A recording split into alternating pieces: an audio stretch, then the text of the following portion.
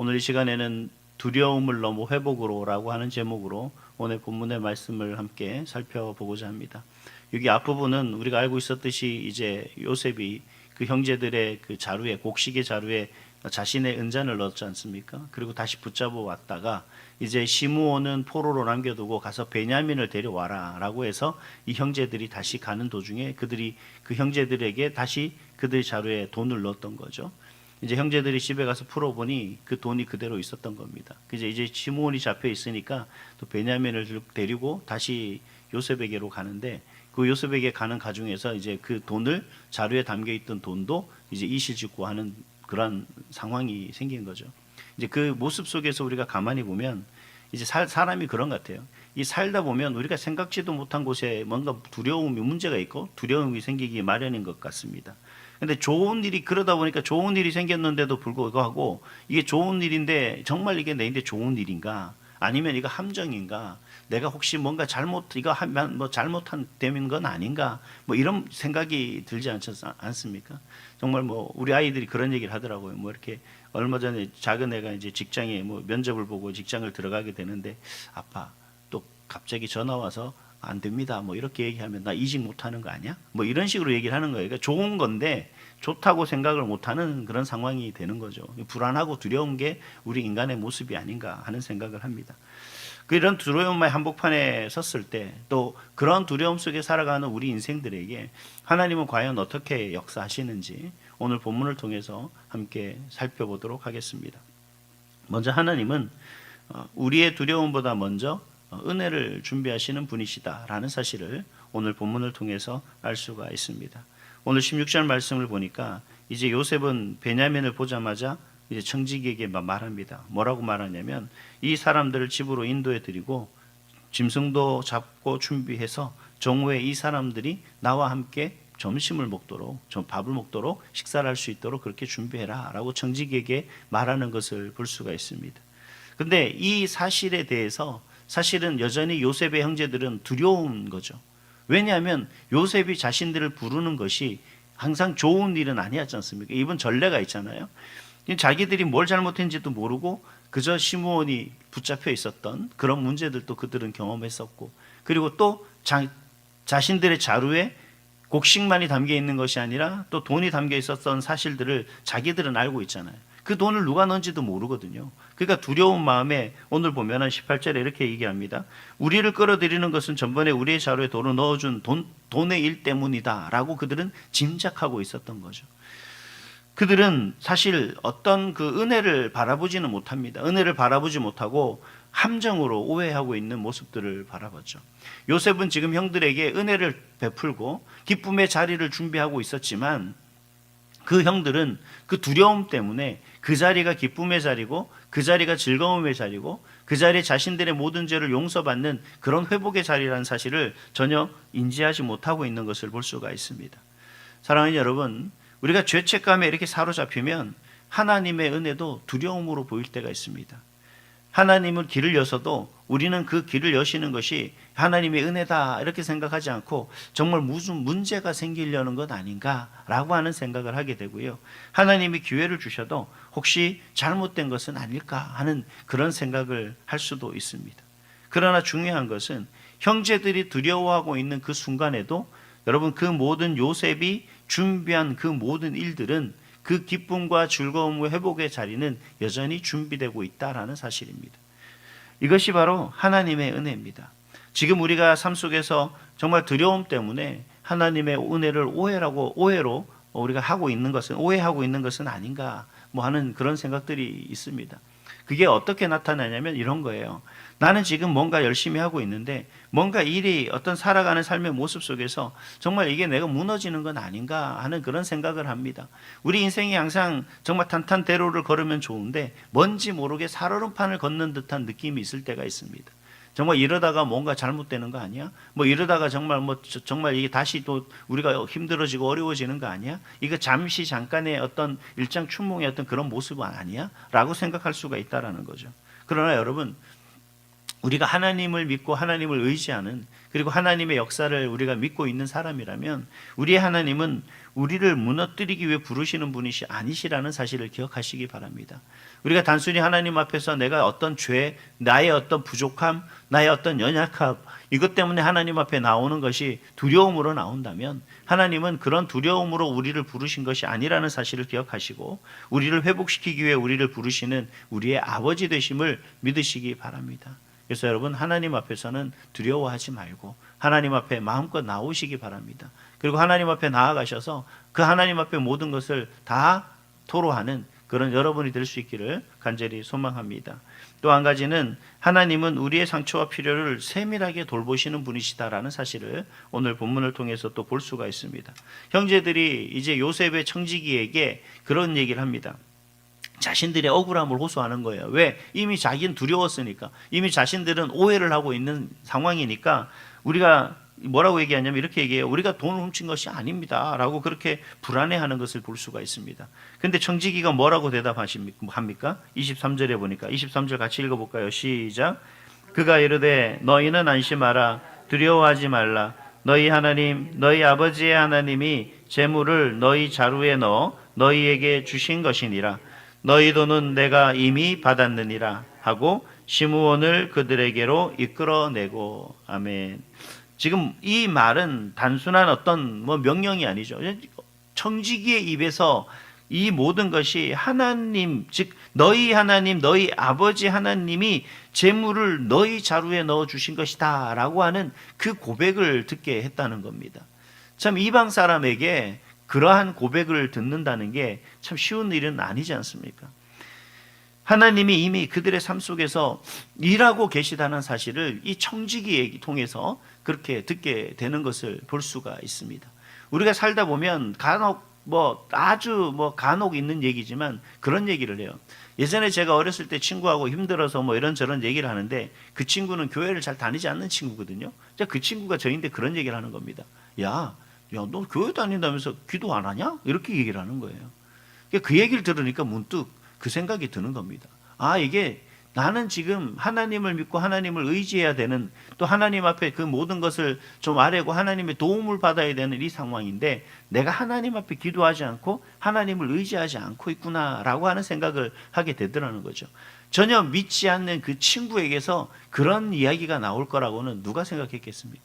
여러분, 이 모든 것은 하나님께서 우리의 삶 속에서 여전히 인도하고 계시는 것을 볼 수가 있습니다. 오늘 요셉의 그 모습에서, 요셉의 형제들의 모습에서 보면 이 청지기가 그 말과 더불어서 시몬과 형제들의 발을 씻기면서 극진한 대접을 하는 것을 볼 수가 있습니다. 여러분, 이 모든 것들은 형제들이 생각하는 것처럼 죄인으로서 대우하는 것이 아니라 이제 그들은 뭐래요? 귀빈으로서 대우하는 것을 볼 수가 있습니다. 사랑하는 여러분, 우리가 하나님의 은혜는 어떤 거창한 것에서부터 비롯되어지는 것은 아니에요. 여러분, 우리가 하나님 앞에 기도하며 나아가서 하나님이 우리 기도를 응답하는 것은 우리가 기도할 때 그 말이 나오는 특별한 어떤 언어적 어떤 능력이 있어서, 그래서 내가 언어를 아주 특별하게 잘해서 하나님의 귀에 쏙쏙 들어가게 해서 하나님이 응답하시는 것이 아니라는 얘기입니다. 여러분, 하나님은 우리의 있는 그대로의 모습 속에서 우리가 간구하고 우리가 간절히 소망하는 그 모든 것을 어떻게 하시는 거예요? 다 알고 계신다는 사실입니다. 그래서 우리가 어떤 미사오구를 사용해서 아주 아름다운 말로서 자신의 감정을 숨기며 저 하나님 앞에 뭔가를 요청하는 것이 중요한 것이 아니라 자신의 감정을 그대로, 자신의 처한 상황을 그대로, 자신의 지금 상황을 있는 그대로 하나님 앞에 고하는 것이 하나님이 들으시기에 가장 좋은 기도라는 사실이에요. 여러분, 우리의 자녀들이, 제가 늘 비유하지만, 여러분 치킨을 사달라, 할머니 할아버지 과자 사주세요라고 얘기할 때 여러분 어떻게 얘기합니까? 과자 사주세요 이렇게 얘기하지, 할머니 할아버지 혹은 어머니 아버지 경제적 형편과 여건과 사회적 환경이 어렵지만 그럼에도 불구하고 형편이 되신다면 저에게 과자 한 보직만 사주실 용의가 있으십니까? 이렇게 물어보는 자녀 자손들이 없습니다. 그냥 엄마 과자, 엄마 피자, 엄마 치킨 이렇게 얘기하는 게 일반적인 그들의 감정인 거예요. 여러분, 그렇게 말한다고 여러분들이 안 돼, 가서 정확하게 육하 원칙에 의해서 가서 신청서 써와, 청구서를 써와, 이렇게 얘기하십니까? 그런 부모 또 없다는 겁니다. 우리가 하나님 앞에 가장 중요한 것은 숨겨지지 않은 상황에서 하나님 앞에 사실을 고하는 것이 가장 중요하다는 거예요.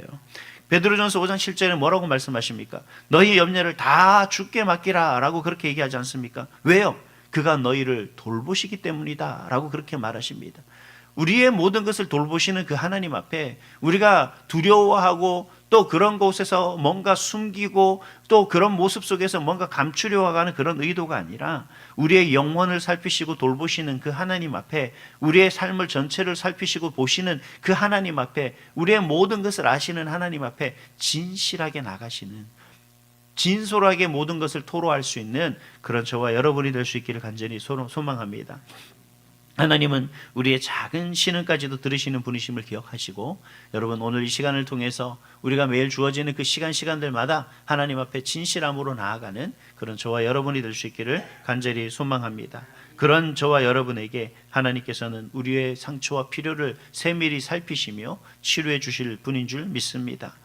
마지막으로 하나님은 원수되었던 자들을 회복의 자리로 이끄시는 그러한 분이십니다. 오늘 보니까 드디어 이제 요셉과 형제들이 다 만나게 되는 것을 볼 수가 있습니다.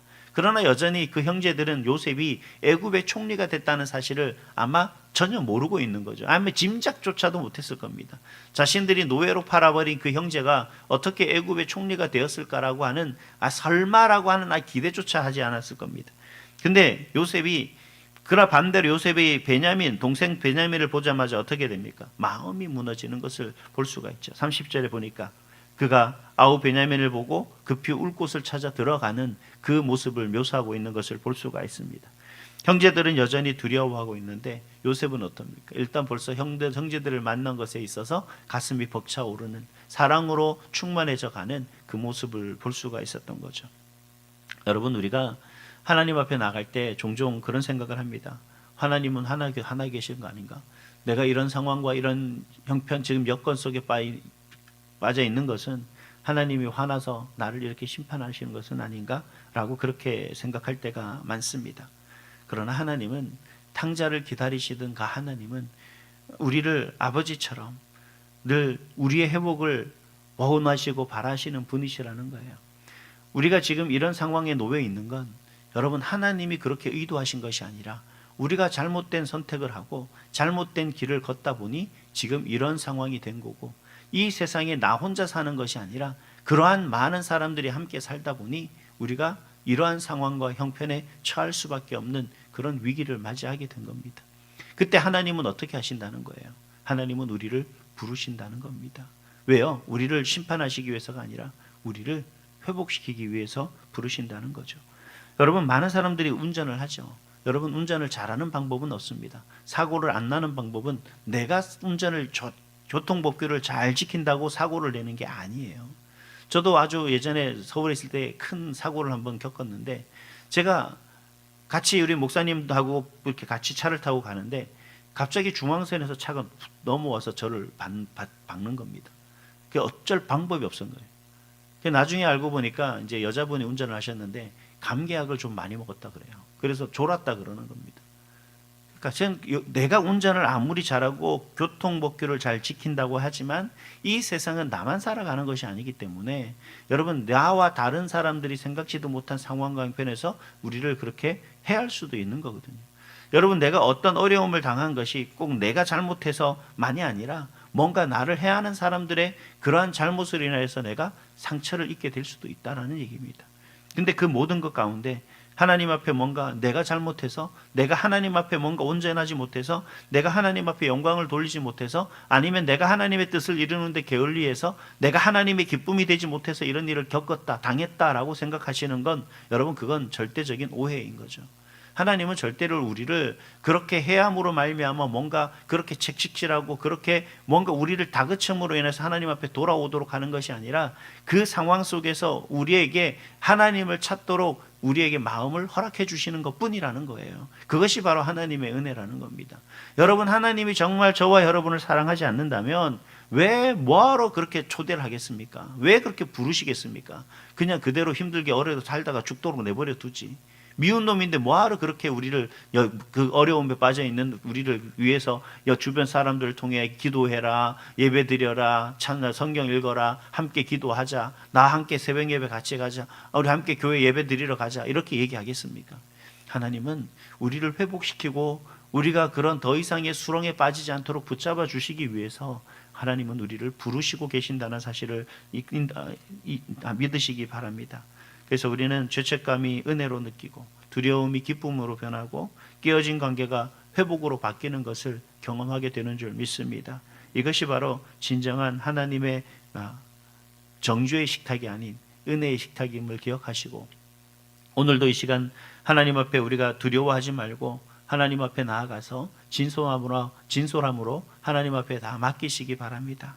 하나님께서는 기쁨으로 우리를 회복시켜 줄 줄 믿습니다. 그 은혜로 오늘도 승리하시는 그런 저와 여러분의 한 날 될 수 있기를 주님의 이름으로 축복합니다.